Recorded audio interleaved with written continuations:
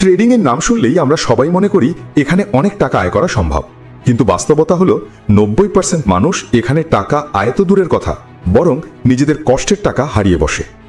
এখন প্রশ্ন হলো, এই 90% লোক কেন হারায়? তারা কি চার্ট বোঝে না? তারা কি বই পড়ে না? তারা কি ইন্ডিকেটর শেখে না? আসলে এর উত্তরটা খুব কঠিন এবং একই সাথে খুব সহজ। ভুলটা হয় আমাদের মনের ভেতরে। আমাদের চিন্তা, আমাদের ভয়, আমাদের লোভ, আমাদের আবেগ, এইসব জিনিস ট্রেডিংয়ে এসে বারবার আমাদের হারিয়ে দেয়।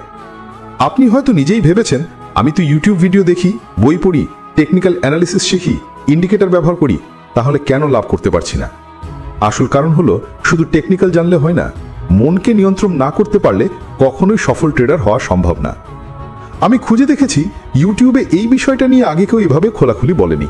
তাই বলছি, এটাই সেই একমাত্র ভিডিও যেখানে আপনি বুঝতে পারবেন কেন ট্রেডাররা বারবার ব্যর্থ হয় এবং কিভাবে এই ফাঁদ থেকে বের হওয়া যায়। আর এর জন্য আমি আপনাকে নিয়ে যাব এক অসাধারণ বইয়ের ভেতরে, মার্ক ডাগলাসের লেখা দ্য ডিসিপ্লিন ট্রেডার। এই বইতে তিনি দেখিয়েছেন কেন ট্রেডিং শুধুমাত্র স্কিল নয়, বরং মানসিক লড়াই। তিনি বলেছেন, একজন ট্রেডার তখনই সফল হয় যখন সে নিজের ভয়কে জিততে শেখে, লোভকে নিয়ন্ত্রণ করতে শেখে, আর প্রতিটি ট্রেডকে আলাদা ফলাফলের জন্য নয়, বরং দীর্ঘমেয়াদী ধারাবাহিকতার জন্য গ্রহণ করে। আজ আমি আপনাকে এই বইয়ের গল্প বলবো, ধাপে ধাপে সেই শিক্ষা দেব যা জানলে আপনি বুঝতে পারবেন কেন 90% মানুষ ব্যর্থ হয় এবং কিভাবে আপনি সেই 10% সফল ট্রেডারের ভেতরে জায়গা করে নিতে পারবেন। তাহলে চলুন আজকের গল্প শুরু করি। স্বপ্ন থাকে অল্প টাকাকে অনেক টাকায় পরিণত করা। আমরা ভাবি, আজ হয়তো 1000 টাকা ইনভেস্ট করলাম, কাল সেটা 2000 হবে, পরশু 5000 হবে, তারপর লাখপতি হয়ে যাব।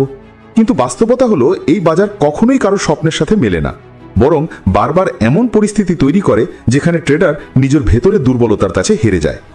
মার্ক ডাগলাস তার বইতে খুব স্পষ্ট করে বলেছেন, ট্রেডিং কোনো টেকনিক্যাল খেলা নয়, বরং এটা হলো মনের খেলা। আপনি যদি নিজের আবেগকে নিয়ন্ত্রণ করতে না পারেন, তাহলে যত ইন্ডিকেটর ব্যবহার করেন না কেন, যত চার্ট জানেন না কেন, আপনি বারবার একই ভুল করবেন আর একই জায়গায় হেরে যাবেন। ধরুন, আপনি একটা স্টক বা ক্রিপ্টোতে এন্ট্রি নিলেন, দাম একটু বাড়তেই মনে হলো, আমি তো লাভ করছি, এখনই বেরিয়ে যাই না কেন, আর আপনি বেরিয়ে গেলেন। কিন্তু বেরোনোর পরই দেখলেন দাম আকাশ ছুঁয়ে ফেলেছে। তখন আপনার মাথায় অনুশোচনা শুরু হলো, আফসোস করতে লাগলেন, আর একটু থাকলেই তো অনেক লাভ হতো। আবার কখনো উল্টো হয়, আপনি ট্রেডে ঢুকলেন, দাম পড়তে শুরু করলো, তখন মনে হলো হয়তো ফিরে আসবে, এবার লস কাটবে, কিন্তু সেটা কাটলো না, বরং আরো নিচে নামলো, আর আপনি শেষ পর্যন্ত সব হারালেন। এই ভুলগুলো একদিনের নয়, এগুলো বারবার ঘটে।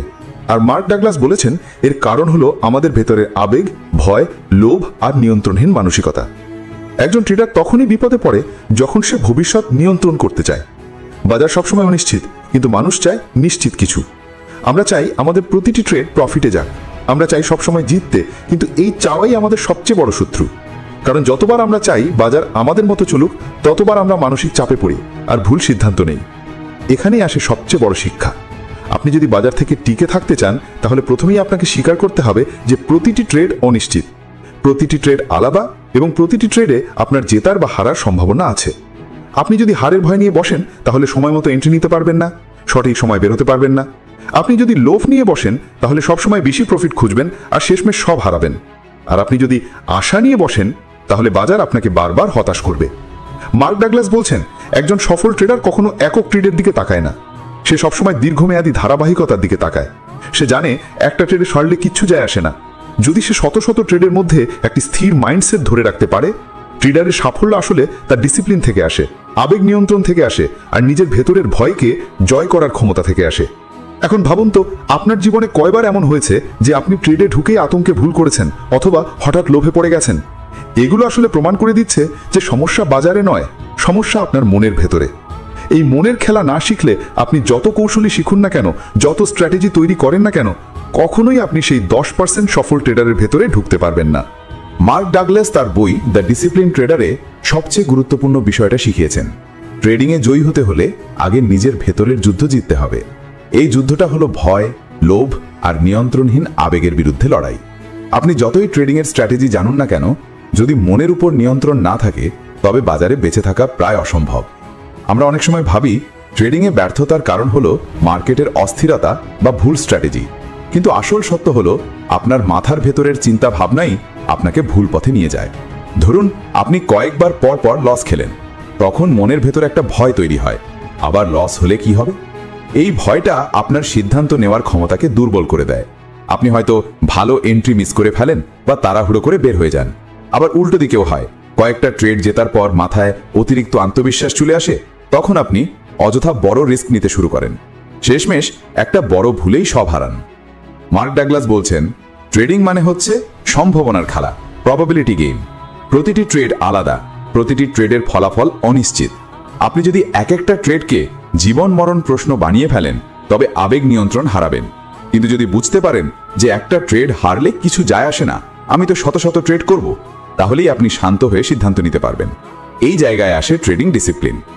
ডিসিপ্লিন মানে হলো একটা নিয়ম ঠিক করে নেওয়া আর সেটা কঠোরভাবে মেনে চলা, আবেগ যাই বলুক না কেন। যেমন প্রতিটি ট্রেডে আগে থেকেই স্টপ লস ঠিক করে রাখবেন, কখনোই এক ট্রেডে পুরো ক্যাপিটালের বড় অংশ ঢালবেন না, লোভ করে বাড়তি প্রফিট খুঁজবেন না, আর কখনোই হারের পর প্রতিশোধ নিতে মার্কেটে ঢুকবেন না। শুনতে সহজ লাগছে, কিন্তু বাস্তবে এগুলো মেনে চলা সবচেয়ে কঠিন, কারণ বাজার সব সময় আমাদের আবেগকে পরীক্ষা করে। দাম বাড়লে মনে হয় আর একটু থাকি, অনেক প্রফিট হবে। দাম পড়লে মনে হয় এখন বেরোলে সব হারাবো, একটু অপেক্ষা করি। আর ঠিক এই জায়গাতেই ট্রেডাররা ফাঁদে পড়ে যায়। মার্ক ডাগলাস বলেন, একজন সফল ট্রেডার কখনো ভবিষ্যৎ নিয়ন্ত্রণ করার চেষ্টা করে না, সে শুধু ঝুঁকি নিয়ন্ত্রণ করে। কারণ বাজারকে থামানো বা চালানো আমাদের হাতে নেই, কিন্তু কত টাকা হারাবো আর কতটা রিস্ক নেব সেটা পুরোপুরি আমাদের হাতে। এই চিন্তাই একজনকে সাধারণ ট্রেডার থেকে প্রফেশনাল ট্রেডারে রূপান্তর করে। একজন সাধারণ ট্রেডার ভাবে আমি এবার জিততেই হবে, আর একজন প্রফেশনাল ভাবে আমি জানি এই ট্রেডেও হারতে পারি, কিন্তু যদি নিয়ম মেনে চলি তাহলে দীর্ঘমেয়াদে জিতবো। এখানেই পার্থক্য। আরেকটা বড় শিক্ষা হলো, আপনি কখনোই একদিনে বড় সফল হবেন না। ট্রেডিং এমন একটা খেলা যেখানে ধৈর্য, সময় আর অভ্যাস তৈরি করতে হয়। ছোট ছোট ডিসিপ্লিন প্রতিদিন ধরে রাখতে হয়। অনেকটা যেমন একজন খেলোয়াড় প্রতিদিন অনুশীলন করে তবেই ম্যাচে ভালো করতে পারে, তেমনি একজন ট্রেডারকে প্রতিদিন নিজের আবেগকে নিয়ন্ত্রণ করার অনুশীলন করতে হয়। অতএব আসল শিক্ষা হলো, বাজারকে জেতার চেষ্টা করবেন না, বরং নিজের মনের ভেতরের ভয় আর লোভকে জয় করার চেষ্টা করুন। কারণ বাজার সব সময় আপনাকে বিভ্রান্ত করবে, কিন্তু আপনি যদি নিজের আবেগকে নিয়ন্ত্রণ করতে পারেন, তাহলে ধীরে ধীরে আপনি সেই 10% সফল ট্রেডারের তালিকায় ঢুকে পড়বেন, যেখানে যেতে সবাই চায় কিন্তু যেতে পারে না। মার্ক ডগলাস তার বইতে শুধু তত্ত্ব দেননি, বরং এমন কিছু ব্যবহারিক টেকনিক দিয়েছেন যেগুলো একজন সাধারণ ট্রেডারকে ধীরে ধীরে প্রফেশনাল ট্রেডারে রূপান্তর করতে পারে। তিনি বলেন, ট্রেডিংয়ে সফল হতে চাইলে আপনাকে নিজের ভেতরের সঠিক মনোভাব তৈরি করতে হবে, কারণ লাভ ক্ষতি নয়, আপনার মনের অবস্থা ঠিক করবে আপনি টিকে থাকবেন নাকি হারিয়ে যাবেন। প্রথম ব্যবহারিক শিক্ষা হলো ট্রেড জার্নাল রাখা। আপনি প্রতিটি ট্রেড কোথায় করলেন, কেন করলেন, কোথায় স্টপ লস দিলেন, কেন বের হলেন, এসব লিখে রাখলে ধীরে ধীরে বুঝতে পারবেন আপনার ভুলগুলো কোথায় হচ্ছে।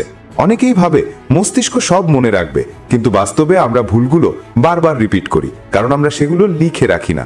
মার্ক ডগলাস বলেন, আপনি যদি নিজের ভুলগুলো ডকুমেন্ট করেন, তবে আপনি এক সময় এমন কিছু প্যাটার্ন খুঁজে পাবেন যা আপনার ব্যর্থতার আসল কারণ।